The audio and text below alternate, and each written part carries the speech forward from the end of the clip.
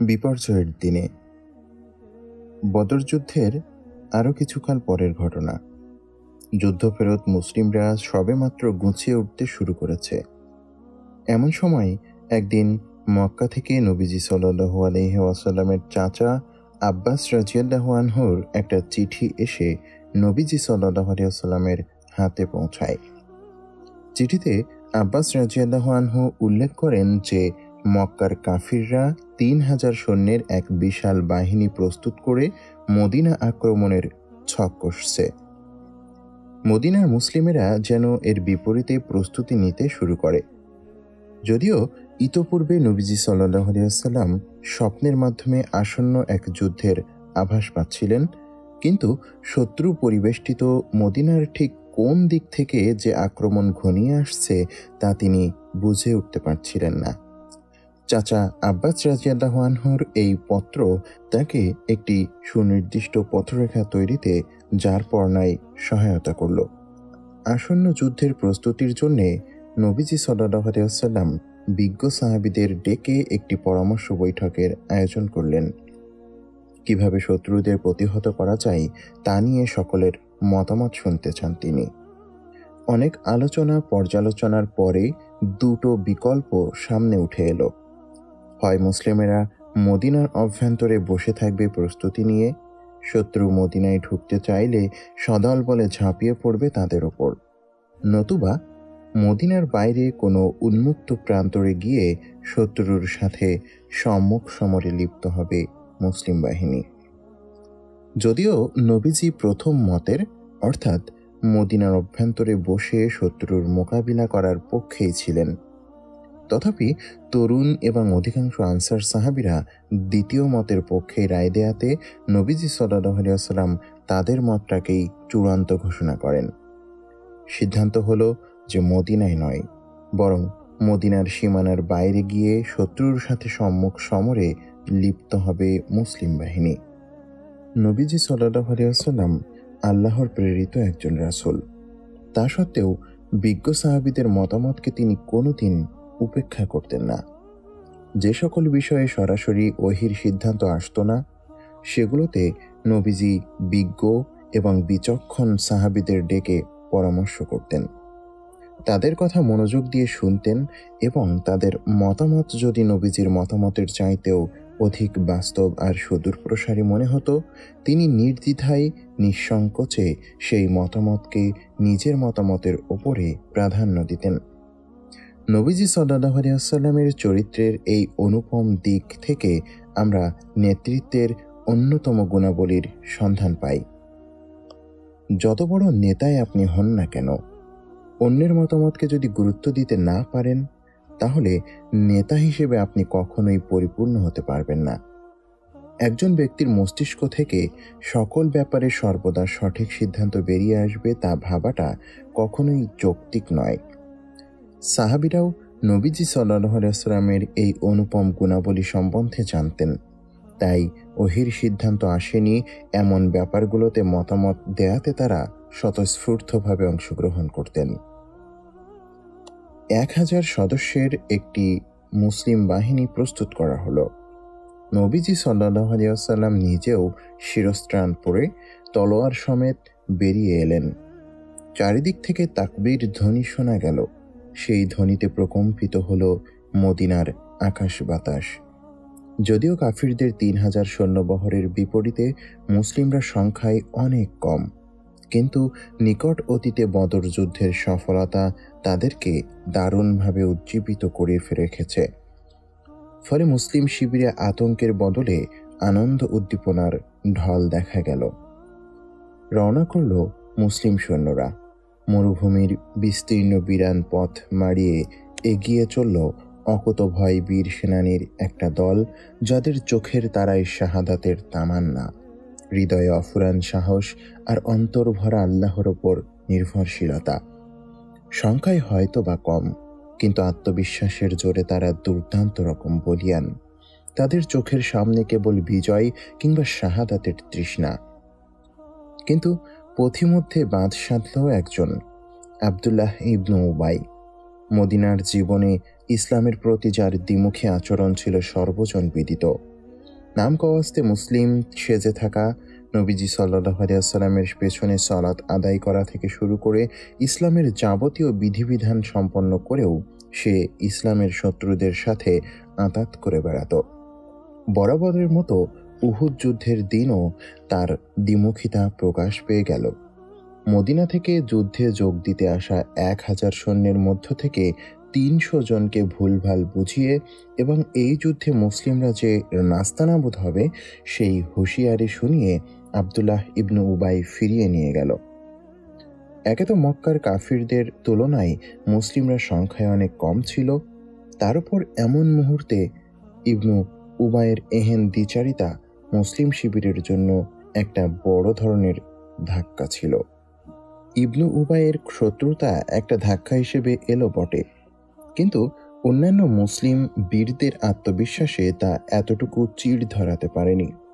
যে উৎসাহ উদ্দীপনা নিয়ে মুসলিম সেনাবাহিনী এসেছিল তাতে একটুও ভাটা পড়েনি।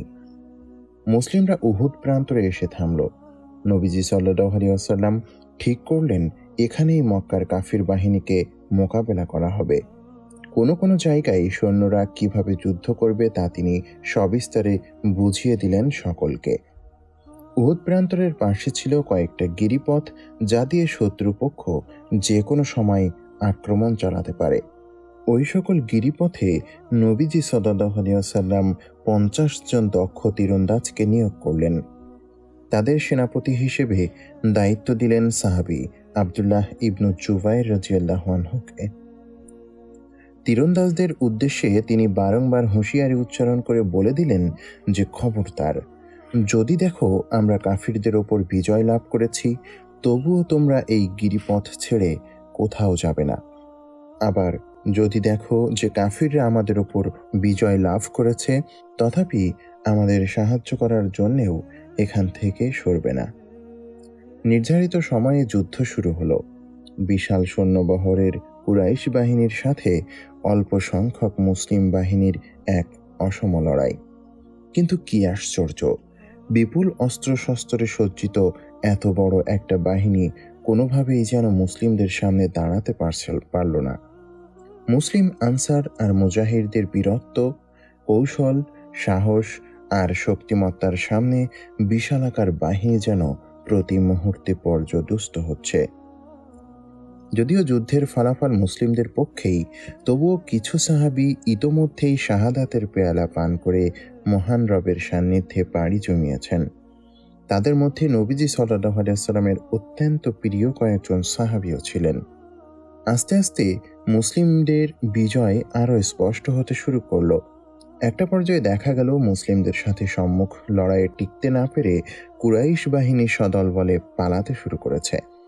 প্রাণ নিয়ে পালাতে গিয়ে তারা পশ্চাতে ফেলে যায় তাদের অস্ত্রশস্ত্র, আহারাদি, ব্যবহার্য জিনিসপত্র, এমনকি মহিলারা তাদের অলংকার পর্যন্ত ছেড়ে ছুড়ে পলায়ন করতে শুরু করেছে। মুসলিম শিবিরের বিজয়ের একটা গুঞ্জন তৈরি হতে লাগলো। ইতিহাসের চরম বিপর্যয়ের মুহূর্তটা অবশেষে ঘনিয়ে এলো তখনই। কুরাইশ বাহিনীকে দিকবিদিক শূন্য হয়ে পশ্চাদগমন করতে দেখে, তাদের ফেলে যাওয়া জিনিসপত্রের বিপুল সম্ভার দেখে গিরিপথে দায়িত্বরত তীরন্দাজ বাহিনী ভাবল যুদ্ধ বুঝি চূড়ান্তভাবে সমাপ্ত এবং মুসলিমেরা মনে হয় বিজয় মাল্য গলায় পরবার জন্য প্রস্তুত। কুরাইশ বাহিনীকে যেহেতু তারা প্রাণ নিয়ে পালাতে দেখেছে, সুতরাং তারা ধরেই নিল বিপদের আর কোনো আশঙ্কা নেই। এখন চাইলেই গিরিপথ ছেড়ে দেয়া যায়। আর তাছাড়া নতুন ইসলামে আসা এই তীরন্দাজদের তনুমনে ইসলামের ব্যবহারিক শিক্ষার সুষম বিকাশ তখনও ঘটেনি। কুরাইশদের ফেলে যাওয়া গনিমতের জিনিসপত্র দেখে তারা খানিকটা আপ্লুত হয়ে পড়ে। সেসব কুড়িয়ে নেয়ার তীব্র বাসনাও তাদেরকে গিরিপথ উন্মুক্ত করে দেয়াতে উৎসাহ যোগায়। তারা যখন গিরিপথ থেকে সরে যেতে শুরু করলো, তখন তাদের দলপতি আবদুল্লাহ ইবনু জুবাইর রাদিয়াল্লাহু আনহু তাদেরকে নবীজি সাল্লাল্লাহু আলাইহি ওয়াসাল্লামের হুঁশিয়ারি বার্তা স্মরণ করিয়ে দিয়ে বললেন, তোমরা ভুল করছো। নবীজি তোমাদের কি বলে গিয়েছিলেন মনে নেই? মুসলিমদের জয় কিংবা পরাজয় যাই ঘটুক, গিরিপথ উন্মুক্ত করে দিয়ে তোমাদের কোনো অবস্থাতেই সরে যেতে বারণ করেছিলেন তিনি। কিন্তু আবদুল্লাহ ইবনু জুবাইর রাদিয়াল্লাহু আনহুর কথাকে গ্রাহ্য করল না তীরন্দাজদের দল। তারা বেশ ফুরফুরে মন এবং মেজাজ নিয়ে যুদ্ধক্ষেত্রে নেমে এলো, গিরিপথ অরক্ষিত রেখেই। এরপরেই ঘটল ইতিহাসের চরমতম একটা বিপর্যয়। মুসলিম তীরন্দাজরা ভেবেছিল যুদ্ধ বুঝি শেষ। এজন্যেই তারা বিজয়ীদের সাথে যোগ দিতে গিরিপথ ছেড়ে ময়দানে নেমে এলো। এই সুযোগটাকে ভালোভাবে লুফে নিয়েছিলেন খালিদ ইবনু ওয়ালিদ। তিনি তখনও ইসলাম গ্রহণ করেননি। তিনি মুসলিম তীরন্দাজদের ছেড়ে দেওয়া গিরিপথ ধরে ঢুকে মুসলিম শিবিরের ওপর ঝাঁপিয়ে পড়লেন সদল বলে। প্রতিপক্ষের এমন আকস্মিক আক্রমণের জন্য মোটেও প্রস্তুত ছিল না মুসলিম বাহিনী। ফলে শত্রুর পাল্টা আঘাতে ছন্নছাড়া হয়ে যায় তারা। বিজয়ের দ্বার প্রান্তে দাঁড়িয়ে এমন বিপর্যয়ের মুখোমুখি হয়ে বিপন্ন বেপরোয়া হয়ে পড়ল এতক্ষণ ধরে বীর দর্পে লড়ে যাওয়া দলটি। শত্রুর সাথে কুলিয়ে উঠবার কোনো রাস্তায় যেন আর অবশিষ্ট নেই। এবার একে একে শাহাদাতের অমীয় সুধা পান করলেন অনেক সাহাবী। এমনকি শত্রুর এই আক্রমণ আল্লাহর রাসূল সাল্লাল্লাহু আলাইহি ওয়াসাল্লাম পর্যন্তও পৌঁছে যায়। নবীজি নিজের বাহন থেকে পড়ে গেলেন, ভেঙে যায় তার একটি দাঁত, শিরস্ত্রাণের একটা অংশ ভেঙে তার চোয়ালকে ক্ষতবিক্ষত করে দেয়। তখন কতিপয় অসীম সাহসী সাহাবী এসে নবীজি সাল্লাল্লাহু আলাইহি ওয়াসাল্লামকে নিরাপত্তা বলয়ে আবদ্ধ করে ফেললেন, যেন শত্রুর আর কোনো আঘাতের আঁচ তাকে স্পর্শ করতে না পারে। ওদিকে লড়াইও থেমে নেই, কিন্তু যে কৌশল এবং যে ছকে মুসলিম যোদ্ধারা এতক্ষণ লড়ছিল সেটা অকার্যকর হয়ে পড়ল। কোন কৌশলে আগালে শত্রুকে পরাজিত করা যাবে সেটা বুঝে উঠতেই হিমশিম খেতে লাগলো মুসলিম বাহিনী। কোথাও কোনো নেতৃত্ব নেই, নেই গোছালো কোনো আক্রমণ, সবখানে কেমন যেন একটা ছন্নছাড়া ভাব। একসময় যুদ্ধ শেষ হলো। ৭০ জন সাহাবী শহীদ হলেন। শত্রুপক্ষের ২০ কিংবা ২২ জন মারা গেল। যদিও আপাতপক্ষে যুদ্ধের ফলাফলটা শত্রুপক্ষের দিকেই ঝুলে আছে, কিন্তু নবীজি সাল্লাল্লাহু আলাইহি ওয়াসাল্লামের শেষ মুহূর্তের দিক নির্দেশনা, কতিপয় সাহাবীদের প্রাণপণ লড়াই এবং বুদ্ধিমত্তার জোরে মুসলিমরা আরও বড় বিপর্যয় থেকে বেরিয়ে যুদ্ধটাকে সমাপ্তির দিকে নিয়ে যেতে সমর্থ হয়। শহীদ সাহাবীদের দাফন কাফন সেরে মুসলিমরা ঘরে ফিরে এলো। নবীজি সাল্লাল্লাহু আলাইহি ওয়াসাল্লাম উহুদ যুদ্ধের ফলাফল নিয়ে ভাবতে শুরু করলেন। যে কারণে উহুদে বিজয়ের দ্বার প্রান্তে গিয়েও তাদেরকে শোচনীয় অবস্থা বরণ করে ফিরতে হয়েছে, তার সঠিক কারণ ও সেগুলো কাটিয়ে উঠবার পরিকল্পনায় মনোযোগ দিলেন তিনি। উহুদের লড়াইয়ে মুসলিমদের সার্বিক বিপর্যয়ের কারণ তীরন্দাজ বাহিনীর শেষ মুহূর্তের সিদ্ধান্তটাই। তারা ভেবেছিল যুদ্ধ শেষ। তাছাড়া গনিমতের জিনিসপত্রের বাহার এবং ব্যাপক সম্ভার দেখে তাদের মনে তা সংগ্রহের তাড়না প্রবল হয়ে ওঠে। ফলে তাদের অধিকাংশ সদস্য যুদ্ধ শেষ মনে করে গিরিপথ উন্মুক্ত করে দেয়। কিন্তু এই পথে যে একটা আক্রমণের আশঙ্কা থেকে যাবেই, সেটা নবীজি সাল্লাল্লাহু আলাইহি ওয়াসাল্লাম যুদ্ধের পূর্বেই আঁচ করেছিলেন এবং তদানুযায়ী তীরন্দাজদের নির্দেশনাও প্রদান করেছিলেন। জয় কিংবা পরাজয়, কোনো অবস্থাতেই তারা যেন গিরিপথ ছেড়ে না যায়। কিন্তু তীরন্দাজ বাহিনী তা থেকে বিস্মৃত হলো এবং আবদুল্লাহ ইবনু জুবাইর নবীজি সাল্লাল্লাহু আলাইহি ওয়াসাল্লামের নির্দেশ তাদেরকে স্মরণ করিয়ে দেওয়ার পরেও তারা তা গ্রাহ্য করল না। বিপর্যয়ের সূত্রপাতটা এখান থেকেই। তবে লক্ষণীয় ব্যাপার হলো এই যে সেদিন যেসব তীরন্দাজদের ভুলে মুসলিম বাহিনীকে কড়া মাশুল গুনতে হয়েছে, নিশ্চিত বিজয়ের দ্বার প্রান্ত থেকে ফেরত আসতে হয়েছে রিক্ত হস্তে। যাদের একটা ভুল সিদ্ধান্তের কারণে অনেক সাহাবীকে শহীদ হতে হয়েছে, নবীজিকে হতে হয়েছে রক্তাক্ত, তাদেরকে কিন্তু নবীজি সাল্লাল্লাহু আলাইহি ওয়াসাল্লাম একটিবারের জন্যও শাসাননি। একটিবারের জন্যেও তাদের সাথে কড়া ভাষায় কথা বলেননি, তাদেরকে ভর্ৎসনা করেননি। বরং যে গনিমতের মোহে তারা ক্ষণিকের জন্য বিভ্রান্ত হয়েছিল, তা যে একটা আত্মিক উন্নতির ঘাটতির কারণেই তা পরম যত্নে তাদেরকে বুঝিয়ে দিয়েছিলেন। সদ্য ইসলাম গ্রহণ করা সেসব মুসলিম যে আত্মিকভাবে নিজেদের উন্নতি ঘটাবার তেমন কোনো সুযোগ পাননি, তা নবীজি জানতেন। নবীজি তাদের ভুলকে বড় করে না দেখে তাদের আত্মত্যাগকে বড় করে দেখেছিলেন সেদিন।